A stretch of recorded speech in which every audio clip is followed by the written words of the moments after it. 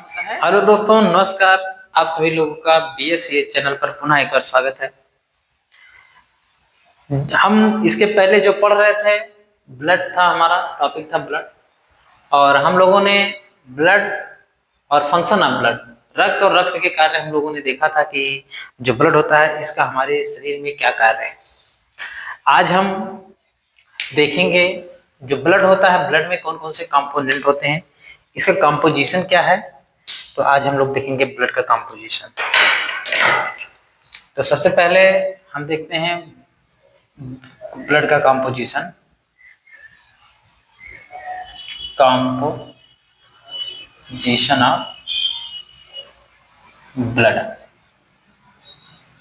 तो जो ब्लड होता है उसमें कौन कौन से घटक पाए जाते हैं, तो हम लोग ये देखेंगे। जो ब्लड होता है इसमें मेन दो घटक होते हैं मेनली। एक तो पहला जो होता है प्लाज्मा होता है, प्लाज्मा होता है। और जो दूसरा होता है इसको फॉर्म्ड एलिमेंट बोला जाता है, फॉर्म्ड एलिमेंट। प्लाज्मा को प्लाज्मा ही बोला जाता है, हिंदी में इसको मैट्रिक्स भी बोल देते हैं, मैट्रिक्स। और जो फॉर्म्ड एलिमेंट होता है इसको बोल देते हैं रुधिराणु। क्या बोला जाता है भाई? रुधिराणु। जो फॉर्म्ड एलिमेंट होते हैं इसको रुधिराणु बोलते हैं, प्लाज्मा को मैट्रिक्स बोला जाता है। जो प्लाज्मा होता है ये पूरे ब्लड का 55% होता है, 55% होता है पूरे ब्लड का जो होता है। और ये जो होता है फॉर्म्ड एलिमेंट 45% होता है, 45% होता है। तो हम एक एक करके यहाँ पे हम देखते हैं। हम सबसे पहले देखेंगे प्लाज्मा के बारे में। तो जो प्लाज्मा होता है सर, प्लाज्मा में क्या होते हैं? प्लाज्मा में प्रोटीन्स होते हैं, जल होते हैं, वाटर होते हैं, और इनमें कुछ मिनरल्स और कोई कार्बनिक कंपाउंड्स भी होते हैं। तो इसमें अगर देखा जाए तो वाटर कम, जो जल होता है जल की मात्रा सबसे ज्यादा होती है। जो जल या वाटर होता है ये होता है 90%, 90% होता है जल। प्लाज्मा में सबसे ज्यादा होता है जल।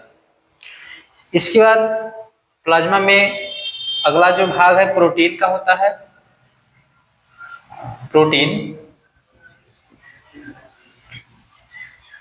क्योंकि जो प्रोटीन्स होती हैं प्लाज्मा में ही होती हैं, जो कि बहुत जरूरी होती है प्रोटीन से। तो जल हो गया, 90% जल हो गया, प्रोटीन्स हो गए। प्रोटीन लगभग 7% होते हैं। जब प्लाज्मा होता है इसमें 7% प्रोटीन होते हैं। और अदर पार्ट्स हैं जो मिनरल्स हैं, न्यूट्रिएंट्स हैं, तो ये हो जाते हैं 3% में, ये हो जाते हैं आपके मिनरल्स एंड न्यूट्रिएंट्स। तो ये होता है प्लाज्मा का क्लास। मैंने यहाँ प्लाज्मा को वो क्या डिवाइड किया कि क्या क्या इसमें होता है।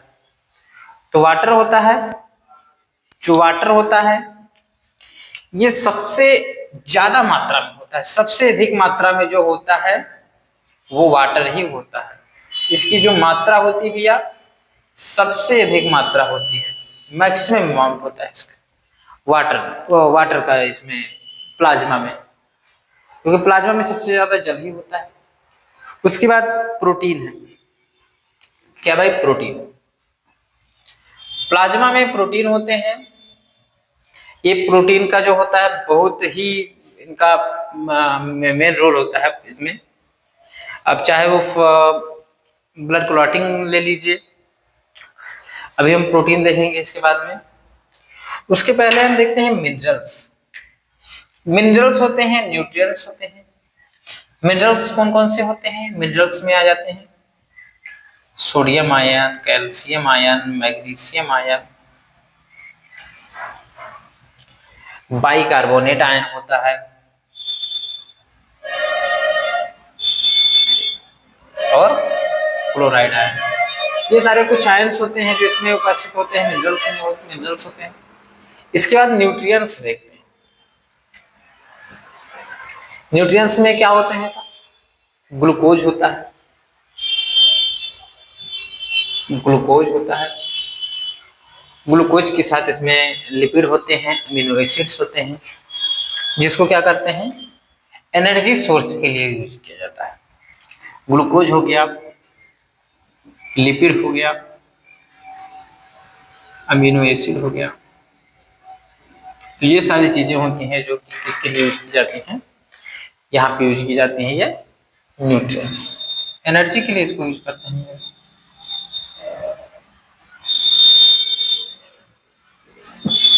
तो सर मैंने यहाँ पे देखा है, जल देखा, प्रोटीन देखा, मिनरल्स देखा, न्यूट्रिएंट्स। प्रोटीन 7% होते हैं। कौन कौन सी प्रोटीन्स हैं? तो जो सबसे मेन प्रोटीन्स होती हैं उनका नाम, हम कुछ प्रोटीन्स के नाम यहाँ पे लिखते हैं। फाइब्रिनोजन एक प्रोटीन होता है, फाइब्रिनोजन, फाइब्रिनोजन।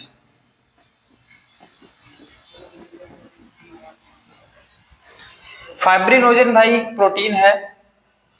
इस प्रोटीन का काम क्या होता है कि जो ब्लड होते हैं, ब्लड में आप जानते हैं जब कहीं किसी को कोई इंजरी हो जाए, कभी चोट लग जाता है, कहीं कट जाता है, तो वहां पे जो ब्लड रहने लगता है, अगर ये ब्लड बहता रहे और एक्सेसिव अमाउंट में बह जाए तो बहुत नुकसान हो जाता है, शरीर के लिए बहुत खतरनाक हो जाता है। तो इस चीज को रोकने के लिए यहाँ पे क्या हो जाता है, ब्लड क्लॉटिंग हो जाती है।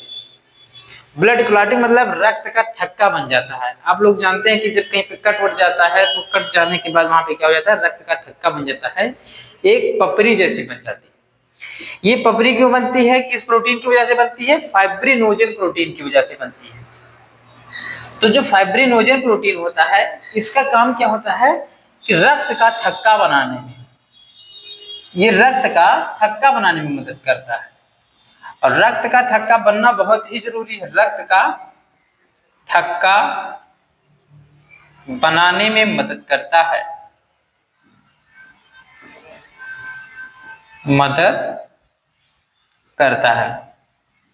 तो जो फाइब्रिनोजन प्रोटीन होता है क्या करता है, रक्त का थक्का बनाता है। तो एक प्रोटीन ये हो गया, फाइब्रिनोजन हो जाता है। दूसरी प्रोटीन का नाम हम लिखते हैं। दूसरी प्रोटीन कौन सी है? तो जो दूसरी प्रोटीन होती है इसका नाम है globulin. Sir globulin, globulin, Hindi में इसको लिख दे रहा हूं, ग्लोब्यूलिन। ग्लोब्यूलिन होती है। ग्लोब्यूलिन क्या करती है भाई कि ग्लोब्यूलिन जो होता है प्रतिरक्षा तंत्र का कार्य करता है। प्रतिरक्षा तंत्र में होता है ग्लोब्यूलिन। ये जो शरीर होता है इसमें आप जानते हैं कि विभिन्न प्रकार के रोगाणु हैं हमारे एनवायरनमेंट में, वायरस, बैक्टीरिया। तो ये हमारे शरीर में अटैक ना कर पाए, अटैक करने के बाद इनको क्या कर दिया जाता है, इनएक्टिव कर दिया जाता है, क्रिए कर दिया जाता है। तो इसमें जो मेन रोल प्ले करता है वो ग्लोब्यूलिन होता है, प्रतिरक्षा तंत्र में काम आता है। प्रतिरक्षा तंत्र इसमें था, प्रतिरक्षा, प्रतिरक्षा तंत्र, इम्यून सिस्टम जो होता है उसमें काम आता है ग्लोब्यूलिन, प्रतिरक्षा तंत्र में। प्रतिरक्षा तंत्र में आता है। डिफेंस मैकेनिज्म इसको हम हिंदी में लिख देते हैं, डिफेंस मैकेनिज्म। तो सर जो ये होता है ग्लोब्यूलिन हो गया, डिफेंस मैकेनिज्म में काम आता है। ये भी कहां पे होता है सर? प्लाज्मा में होता है। कहां पे होता है सर? प्लाज्मा में होता है। ग्लोब्यूलिन भी प्लाज्मा में होता है। ग्लोब्यूलिन के बाद हम देखते हैं एक और प्रोटीन का नाम अभी यहीं पे मैं मेंशन कर दे रहा हूं, एल्ब्यूमिन। एल्ब्यूमिन, एल्ब्यूमिन, एल्ब्यूमिन क्या होता है?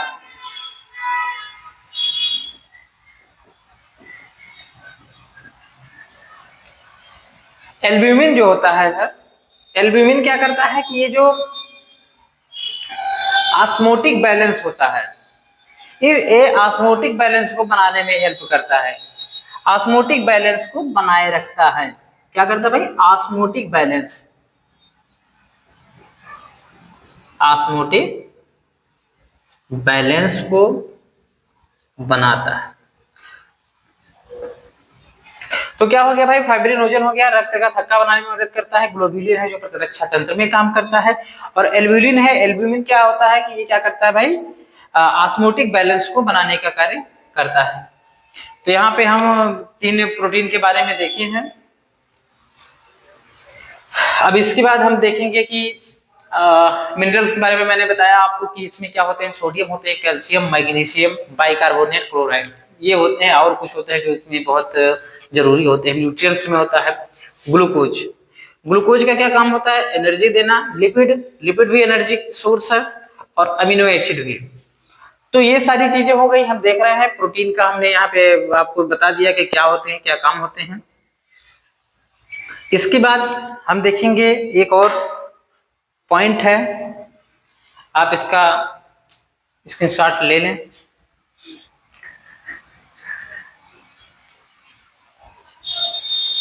ठीक है, अब एक पॉइंट हम यहाँ पे और देख रहे हैं, यहीं पे बगल में, सीरम। सीरम क्या होता है? सीरम जो है बहुत ही इंपॉर्टेंट है। सीरम,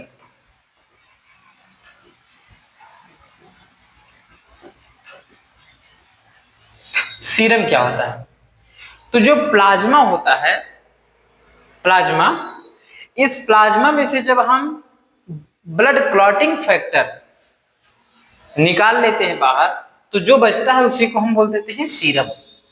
तो सीरम क्या होता है कि जो प्लाज्मा है, मैट्रिक्स है, प्लाज्मा में से हम ये क्लॉटिंग फैक्टर जो है, क्लॉटिंग फैक्टर मैंने बताया ना कि भाई जो फाइब्रिनोजन होता है रक्त का थक्का बनाता है। क्या है? रक्त का थक्का बनाता है। ये क्या है? क्लॉटिंग फैक्टर है, क्लॉटिंग फैक्टर है। तो बेसिकली हम फाइब्रिनोजन की बात कर रहे हैं, तो जो क्लॉटिंग फैक्टर होता है, क्लॉटिंग फैक्टर को आप निकाल दीजिए। क्लॉटिंग फैक्टर है क्या यहाँ पे? फाइब्रिनोजन। फाइब्रिनोजन को आप बाहर निकाल दीजिएगा प्लाज्मा में से, तो जो भी बचता है उसको हम बोलते हैं सीरम बोलते हैं। किसी लैब में जब किसी भी रोग या किसी की जांच किया जाता है तो सीरम से ही किया जाता है। तो ये हो गया भाई, प्लाज्मा में से हम क्लॉटिंग फैक्टर निकाल दिए तो वो हो गया सीरम। एक पॉइंट और है कि जो प्लाज्मा होता है, प्लाज्मा का जो रंग होता है हल्का पीला रंग का होता है। किस रंग का होता है? हल्का पीला रंग का होता है। तो जो इसमें जो हल्का पीला रंग आ रहा है, पीला रंग आ रहा है, ये किस वजह से आ रहा है? एक वर्णक होता है, वर्णक का नाम है बिलिरुबिन। जो वर्णक है बिलिरुबिन, बिलिरुबिन वर्णक के कारण होता है। इसका रंग जो होता है हल्का पीले रंग का होता है। ये प्लाज्मा जो होता है, प्लाज्मा का रंग जो होता है बिलिरुबिन वर्णक के कारण हल्के पीले रंग का होता है। और जब हम सीरम देखते हैं तो सीरम में से जो हम क्लॉटिंग फैक्टर निकाल देते हैं या फाइब्रिनोजन जो प्रोटीन है, प्रोटीन को निकाल देते हैं, तो ये पहले से पीले रंग का था। लेकिन जब हम सीरम की बात करते हैं, जब वहां से हम फाइब्रिनोजन प्रोटीन इसमें से निकाल देंगे प्लाज्मा में से, तो इसका रंग थोड़ा सा और पीला हो जाता है। ठीक है, तो आज के लिए इतना ही। इसके पहले का मैंने जो ब्लड के बारे में बताया था, ब्लड के बारे में जो मैंने बताया था, वो इसके पहले जो है आप देख लीजिए। बाकी अगर कोई आपको डाउट लगता है तो आप मैसेज करिए, कमेंट करिए। तो हम आगे देखेंगे प्लाज्मा के कार्य। प्लाज्मा का कार्य बहुत जरूरी है हमारे शरीर में। तो जो है हमारा पॉइंट अगला, प्लाज्मा के कार्य, फंक्शन ऑफ प्लाज्मा। प्लाज्मा के कार्य मतलब जो प्लाज्मा है इसका काम क्या है हमारे शरीर में, काम क्या करता है। तो हम प्लाज्मा का जो कार्य देखेंगे, इसका जो पहला कार्य होता है, क्योंकि जो पूरा ब्लड होता है, हमने उस दिन बताया था आपको जब ब्लड पढ़ाया था कि जो पूरा ब्लड होता है, ये जो होता है ब्लड का काम मेनली होता है ट्रांसपोर्ट के लिए। किसके लिए? ट्रांसपोर्ट है, परिवहन के लिए, एक जगह से दूसरी जगह तक। ये जो होते हैं, जो हमारे शरीर में होते हैं, कोई तत्व होते हैं जरूरी, उनको एक जगह से दूसरी जगह तक क्या करना होता है? लेके जाना होता है। तो पूरे ब्लड का कार्य है, तो इसी ब्लड का एक पार्ट है प्लाज्मा। तो प्लाज्मा का भी कार्य कहीं ना कहीं इसी से रिलेटेड होगा। तो जो प्लाज्मा होता है, इसका काम क्या होता है?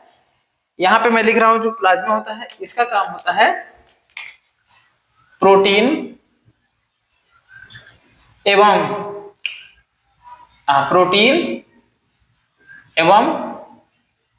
अन्य पदार्थों को, प्रोटीन और अन्य पदार्थ जो बहुत जरूरी है कोशिकाओं के लिए, सेल्स के लिए, प्रोटीन एवं अन्य पदार्थों को एक जगह से दूसरी जगह तक ले जाना, ये काम होता है किसका? प्लाज्मा का काम होता है कि एक जगह से दूसरी जगह तक क्या करना? प्रोटीन एवं अन्य पदार्थों को लेके जाना, ये होता है। दूसरा कार्य मैंने बताया था आपको उस दिन कि जो ब्लड होता है, ब्लड का जो पीएच होता है, ये पीएच मेंटेन होता है, 7.4 होता है, 7.4 होता है, हल्का क्षारीय होता है। हल्का क्षारीय मतलब होता है दुर्बल क्षारीय होता है। मतलब इसका जो पीएच स्केल पे जब इसका वैल्यू देखते हैं तो यहां से 0 से लेकर 7, 7 और 14, इसका जो होता है पीएच वैल्यू कहीं इस बीच में आता है। मतलब क्षारीय है लेकिन बहुत प्रबल नहीं है, हल्का क्षारीय है। तो इसका जो पीएच होता है, पीएच मान को, मतलब 7.4 को, पीएच मान को क्या करता है? संतुलित करता है। पीएच मान को संतुलित करता है। कौन करता है? प्लाज्मा जो होता है, प्लाज्मा क्या करता है? ब्लड के पीएच मान को क्या करता है? संतुलित करता है। और इसका सबसे मेन जो जरूरी है, रक्त का थक्का बनाने में, रक्त का थक्का बनाने में होता है। रक्त का थक्का बनाने में क्यों होता है? क्योंकि आप जानते हैं जो रक्त होता है, ब्लड होता है, ब्लड का जो पार्ट होता है प्लाज्मा, इसी प्लाज्मा में जो प्रोटीन होता है 7% प्रोटीन होता है। इन्हीं प्रोटीन में जो होता है फाइब्रिनोजन प्रोटीन होता है, और यही फाइब्रिनोजन प्रोटीन क्या करता है? रक्त थक्का बनाने में होता है, जो ब्लड के क्लॉटिंग में अहम भूमिका निभाता है। तो जो रक्त का थक्का होता है बनाने में, इसके का काम होता है किसका? प्लाज्मा का। तो प्लाज्मा क्या करता है? रक्त का थक्का बनाने में मदद करता है। तो ये हो गया, रक्त का थक्का बनाने में भी क्या करता है? मदद करता है। और जो आप जानते हैं कि जो ये प्लाज्मा होता है, इसी प्लाज्मा में मैंने देखा था कि लास्ट में मिनरल्स और न्यूट्रिएंट्स होते हैं, ग्लूकोज, लिपिड, न्यूक्लिक एसिड। तो जो ग्लूकोज होता है, इस ग्लूकोज को भी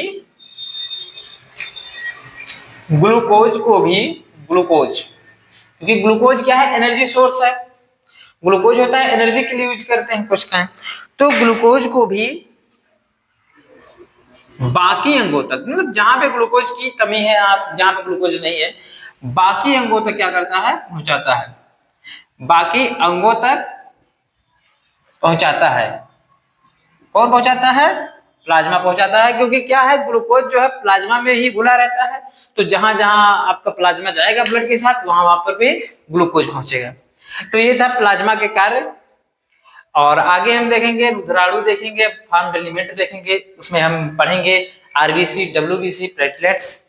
तो आज के लिए इतना ही। आप सभी लोग हमारे चैनल को ज्यादा से ज्यादा सब्सक्राइब करिए, लाइक करिए, कमेंट करिए। और इसके पहले की मैंने जितना भी पढ़ाया है ब्लड के बारे में, आप सभी लोगों को यहाँ पे प्लेलिस्ट में मिल जाएगा। और ज्यादा से ज्यादा आप लोग सपोर्ट करिए। Thank you.